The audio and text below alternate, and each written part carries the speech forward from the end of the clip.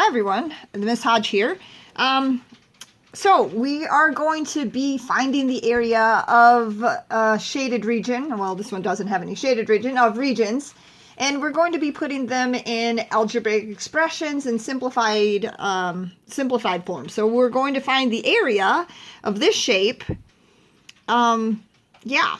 And as you see here, there's not just regular lengths. Fun. Okay, so that means we're going to have to split this up into parts to then add our final area together. So I'm going to try to write on the whiteboard and see what happens. If the camera falls over and stuff like that, just bear with me. Okay, so I have this length here as x plus 9, this length here as x minus 2, there's no length here. There's a 2x plus 1, and this length here is 3x plus 5. There's no length here. Well, there technically is a length here and here, but they're not labeled. You know what I'm talking about. So what I wanted to do, I was thinking about this earlier, how to find the area of this. I think I'm going to split it down this part here.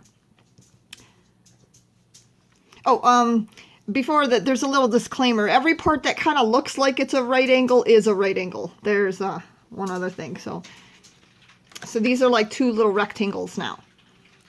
Okay, so now basically I have a length times width and a length times width, and I'm going to then add those together. So length times width. Oh, here's that fun part. So length times width. I'm going to multiply those together, right? Length times width. And I have, let's see, this times this, and this times this. There's my automatic 0. Let's see if I can move this up a bit. There we go.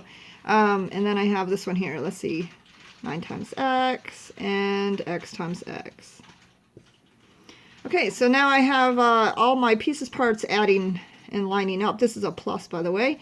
So negative 2 plus 9 is a 7. And this is a negative 18 plus 0, which is a negative 18. All right, so the area, ooh, you guys can't see that. Whoopsies. Okay, so the area that I have for this right here is x squared plus 7x minus 18.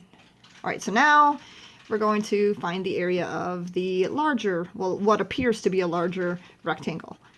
So 2x plus 1 and 3x plus 5, and I multiply those together. So I have 5 times 1 and 5 times 2x.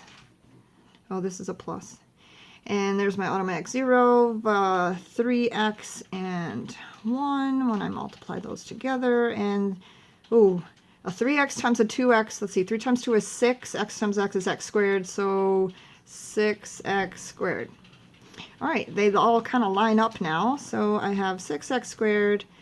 Let's see, that is a plus, and that's a plus. So that is a 13, and that's a plus, and that's a plus. That's a 5. Okay, so I have a 6x squared plus 13x plus 5. Let's see if I can write that on here. 6x squared plus 13x plus 5. And then I add those two pieces together. Yeah.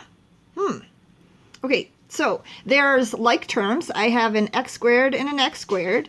So this is an x squared. So this 1 and 6 makes, where am I going to put my answer? How about up here? 7x squared. And let's see, I have a 7x and a 13x. 7x and 13x makes a 20. They are like terms, both the same sign. And then I have a negative 18 and a plus 5. So that's negative 13. So simplified area. There's my beautiful area of that whole nice shape. Okay, there's my first problem.